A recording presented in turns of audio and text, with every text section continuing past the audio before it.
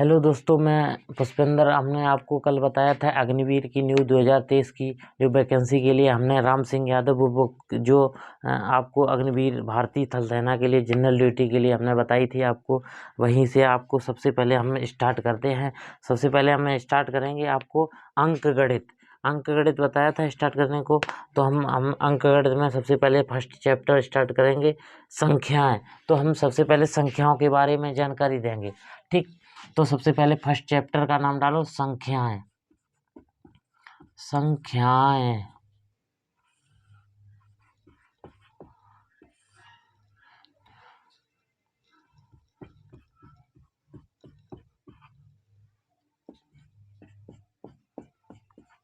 डाल लिया। सबसे पहले हम सबसे फर्स्ट हेडिंग डालो, प्राकृतिक। सबसे पहले फर्स्ट ये दिया है, देखो, जैसे प्राकृतिक संख्याएं।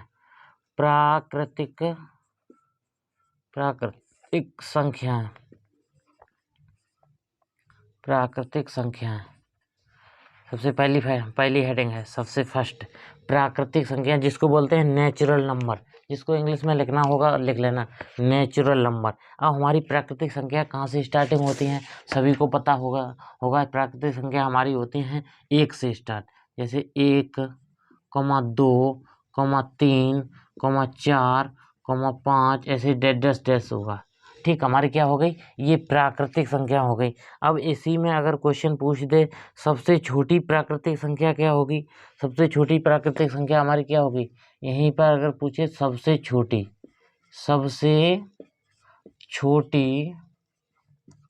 प्राकृतिक संख्या कौन सी होगी हमारी, 1 हो गई। ये क्या है हमारी, 1 हो गई, ठीक।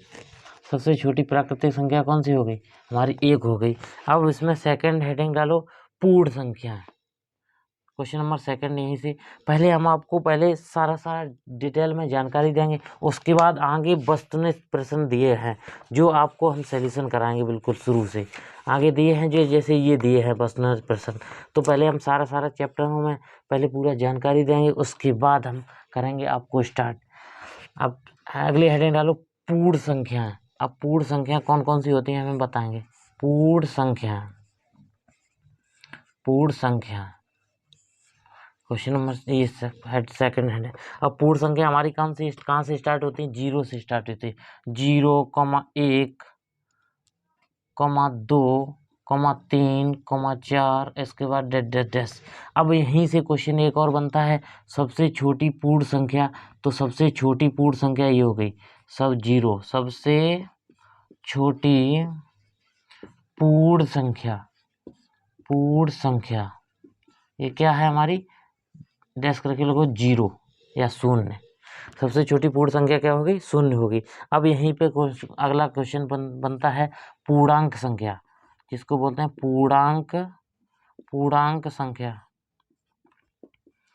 पूर्णांक संख्या कौन कौन सी होती हैं, अब देखो पूर्णांक संख्या देखो कौन कौन सी होती है। जैसे लिख लिया हमने -3, -2, -1, फिर उसके बाद 0, फिर 1, 2, 3। हमारी क्या हो गई, ये माइनस से शुरुआत होती है तो ये हमारी पूर्ण संख्या होती।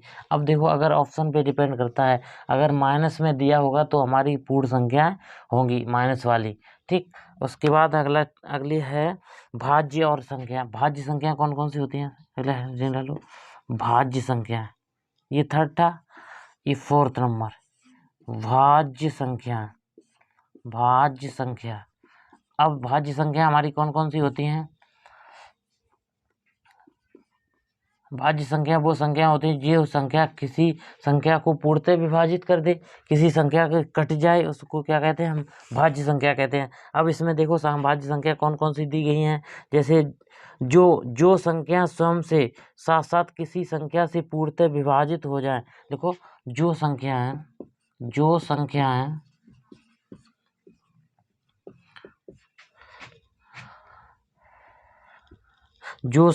स्वयं के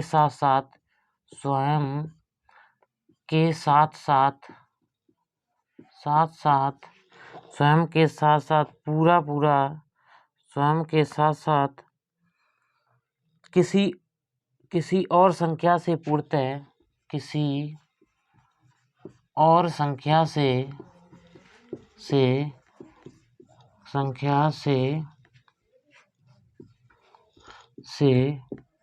पूर्णतः विभाजित हो, पूर्णतः विभाजित हो तो हमारी कौन सी संख्या, ये क्या संख्या होगी, भाज्य संख्या होगी। जैसे हमने एग्जांपल में ले लिया, हमने 4 9 12। अब देखो यहाँ से पता लग रहा है जो संख्या है हमें स्वयं से भी विभाजित हो और किसी और से भी विभाजित। अब ये संख्या हमारी 2 से भी विभाजित हो रही, अब 2 से कट रही, 2 से भाग देंगे, 2 का भाग देंगे अगर 4 में तो हमारी पूर्णतः विभाजित, 2 दूनी 4, तो हमारा ये पूर्णतः विभाजित हो रही। देखो 2 दूनी 4, तो हमारी ये संख्या पूर्णतः विभाजित हो रही।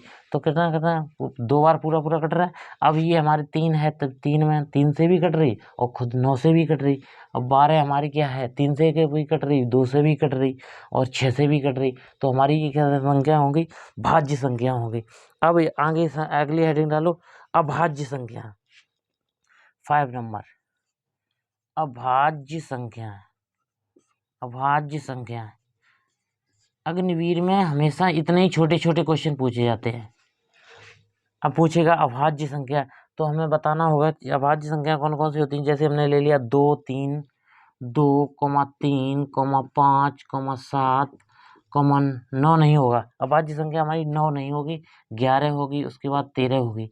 अब यहाँ से सबसे क्वेश्चन फर्स्ट बनता है कि सबसे छोटी अभाज्य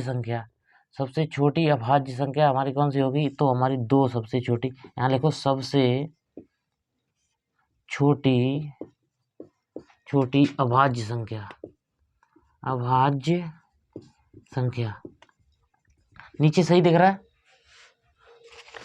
उसके बाद इतना हो गया, अभाज्य संख्या भी हमें पता हुई। देखो प्राकृतिक संख्या कितनी होती है, 1 2 3 4, हमारी किससे स्टार्ट होती है, 1 से स्टार्ट होती है। सबसे छोटी पूछे तो हमारी क्या होगी, 1 भी होगी। अगर या 0 भी हो सकती है, ठीक, या 0 भी हो सकती है हमारी प्राकृतिक संख्या, या लिख लेना 0 भी, ठीक। उसके बाद है कहीं कुछ बुकों में 0 भी देता है। और उसके बाद पूर्ण संख्या कहे तो हमारे क्या 0 से स्टार्ट है, 0 1 2 3। अब सबसे छोटी पूछे पूर्ण संख्या कौन सी होगी, अगर क्वेश्चन ऐसे पूछेगा सबसे छोटी पूर्ण संख्या बताओ, तो हमें सबसे छोटे ऑप्शन में दिया होगा 0 भी दिया होगा, 2 भी दिया होगा, 3 भी। तो सबसे छोटी पूर्ण संख्या कौन सी होगी, हमारी 0 हो गई। अब उसके बाद पूर्णांक संख्या जो माइनस से स्टार्ट होती है हमारी, वही हमारी पूर्णांक संख्या होती है। माइनस, जैसे हमने यहाँ से ले लिया -3 -2 -1 0 1 2, ये ले लिया हमने, तो ये क्या हमारी होगी, पूर्ण संख्या होगी। अब भाज्य संख्या जो संख्याएं स्वयं के साथ साथ किसी और संख्या से पूर्णतः विभाजित हो जाए। अब हमने बताया अभी 4 है तो खुद से भी विभाजित हो रही और 2 से भी विभाजित हो रही। अब 9 हमारी है, 9 से भी विभाजित हो रही और 3 से भी विभाजित हो रही। 12 हमारी 3 से भी हो रही, 2 से भी हो रही और खुद से 12 से भी हो रही। तो हमारा यहाँ से पता लग रहा है हमारी क्या संख्या है, ये भाज्य संख्या है। उसके बाद हमारी अभाज्य संख्या पे हमें आई।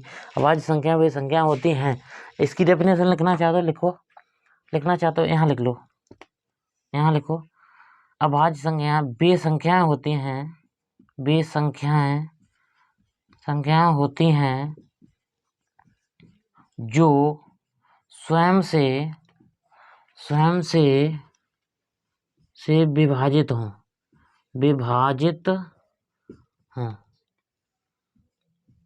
ये क्या हो गई हमारी अभाज्य संख्या। और अब देखो 2 हमारी है तो हाँ अभाज्य संख्या है, खुद से ही विभाजित हो रही है।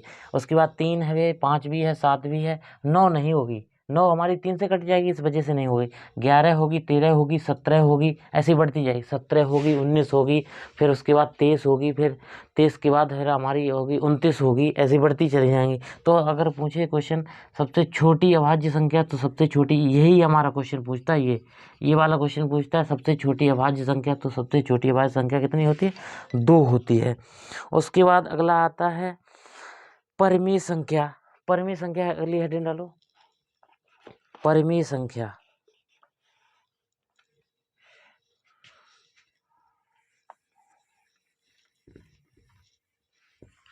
रफ कर दे। उसके बाद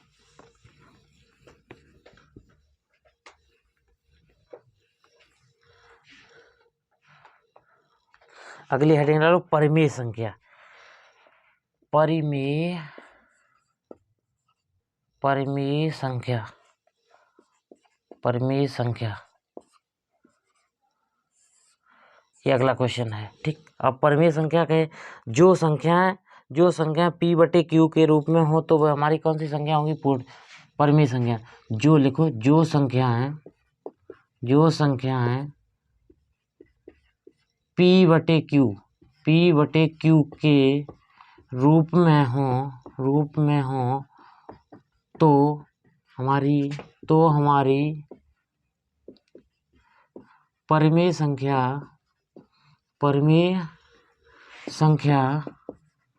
क्या होगी? परिमेय संख्या होगी। अब हमारी p बटे q के रूप में कौन कौन सी संख्या हो सकती है? जैसे हमने कोई भी लिख सकते हैं p बटे q के रूप में। जैसे हमने ले लिया 2 बटे हमने ले लिया 4, तो ये हमारी क्या हो गई?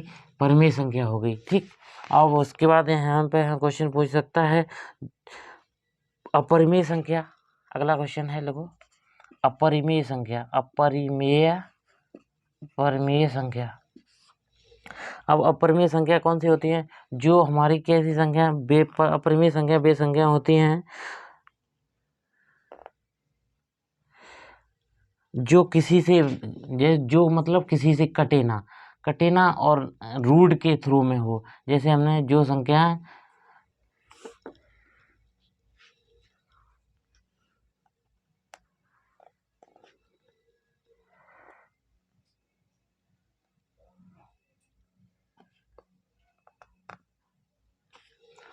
अगला लिखो इसमें, जो जैसे हमारी कौन सी अपरिमेय संख्या कौन सी होती है? जैसे हमने ले लिया √2, √3, उसके बाद हमने ले लिया √5, ये हमारी क्या होगी? अपरिमेय संख्या है। अगर यहीं पे हम √4 ले लें तो हमारी क्या होगी? परिमेय संख्या हो जाएगी इस वजह से। ठीक, इतना सभी को पता हो गया। अब इसके साथ साथ में हम संख्याओं में क्वेश्चन भी और भी पूछे जाते हैं, जैसे स्थानीय मान और जातीय मान और शेषफल भी पूछा जाता है। तो हालांकि यहाँ पे हम पूरा जानकारी दे के चल रहे हैं। जैसे हमने स्थानीय मान भी पूछा जाता है। इतना हम रफ कर दें। अब स्थानीय मान और जातीय मान हम पहले सिखाएं, उसके बाद सबसे पहले स्थानीय मान, हेडिंग डालो स्थानीय मान जिसको बोलते हैं प्लेस वैल्यू। ठीक, जिसको इंग्लिश में लिखना हो लिख लेना, प्लेस वैल्यू। अब स्थानीय मान निकलना होगा तो जैसे हमने कोई संख्या ले ली, जैसे हमने 7, 2, 3 ये संख्या ले ली। अब स्थानीय मान हमें ऐसे ध्यान रखना, स्थानीय मान हमेशा क्या होता है? चेंज हो जाता है, और जातीय मान कभी चेंज नहीं होता है। जैसे ये ले लिया हमने, जैसे आपकी जाति है कोई, आपकी कास्ट है कोई अभी, तो आप कहीं भी जाओ तो हमारी चेंज नहीं होगी। तो इसमें क्या है? स्थानीय मान में हमारा क्या है? स्थान तो चेंज हो सकता है, तो इससे ध्यान रखिएगा। तो यहाँ हमारा क्या हो जाएगा?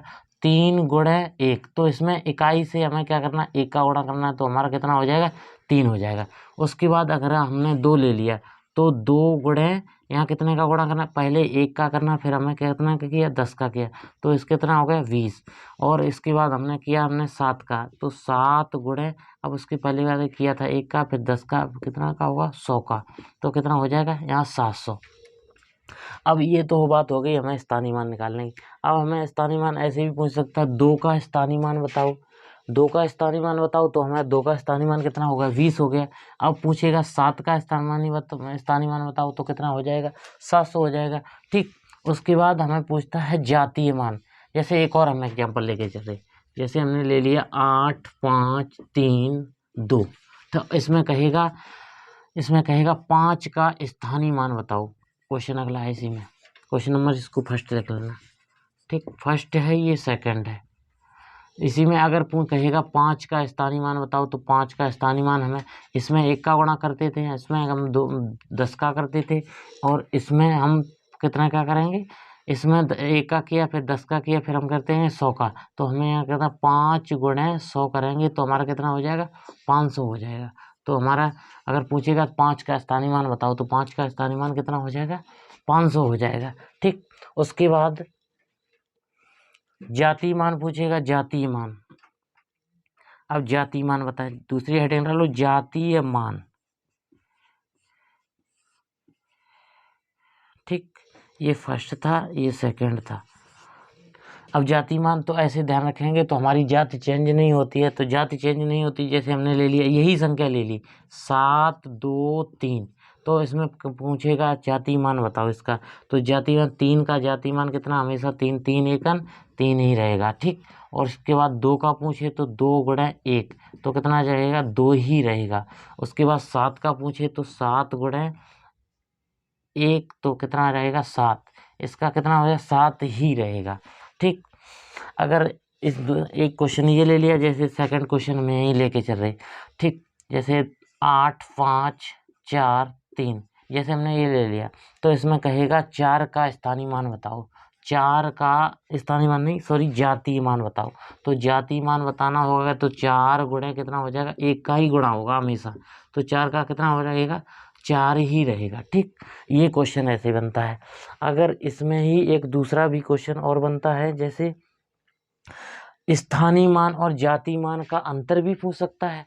ठीक, तो हमने कोई एक संख्या ले ली। ठीक, ऐसे स्थानीय मान और जातीय मान, इतना तो सीख गए स्थानीय मान और जातीय मान कैसे क्या होता है निकालना। अब देखो यहाँ से क्वेश्चन बनता है, कोई संख्या देगा, जैसे हमने क्वेश्चन ले लिया फर्स्ट, जैसे संख्या है 7 3 2, इसमें कहेगा 3 का स्थानीय मान और जातीय मान का अंतर बताओ।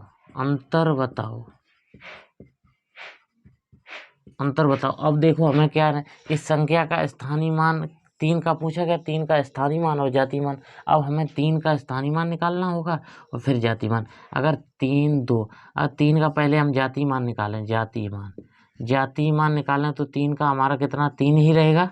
बताओ, 3 का जातीय मान तो 3 ही रहेगा। अगर स्थानीय मान निकालना होगा 7 3 2, इसका निकालना क्या हमें, स्थानीय मान। ठीक, स्थानीय मान तो हमारा कितना रहेगा, 3 गुणे कितना है, पहले 1 का करते फिर 10 का, फिर हमें कितना 10 का करते हो 30 हो जाएगा। अब पूछा गया दोनों का क्या पूछा गया, अंतर, तो हम 30 में से अगर -3 कर दें तो कितना हो जाएगा, 27 आएगा। तो यहाँ पे हमारा उत्तर कितना होगा, 3 का स्थानीय मान और जातीय मान बताओ। तो 3 का स्थानीय मान और जातीय मान का अंतर पूछा गया था, तो अंतर कितना हो गया, 27। यही हमारा क्या हो गया, आंसर हो गया। हमारा आंसर हो गया। फिर उसके बाद अगला क्वेश्चन एक और बताएं, यहाँ एक और लिखो, क्वेश्चन नंबर 2 इसी में। क्वेश्चन में लिखो, जैसे हमने ले ली संख्या 8 7 5 4 3। अब ये हमने संख्या ले ली, इसमें कहेगा 5 का स्थानीय मान, 5 का स्थानीय मान व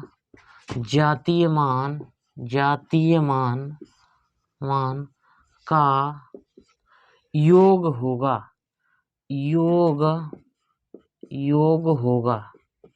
अब योग पूछा गया इसमें। अब हमें संख्या ये दी है, संख्या जब ये दी है तो 5 का स्थानीय मान और जातीय मान पूछा गया, तो 5 का स्थानीय मान जातीय मान का क्या पूछा गया, योग पूछा गया। तो पहले हम 5 का जातीय मान निकालें और उसके बाद स्थानीय मान निकालें, दोनों को क्या कर दें, ऐड कर दें।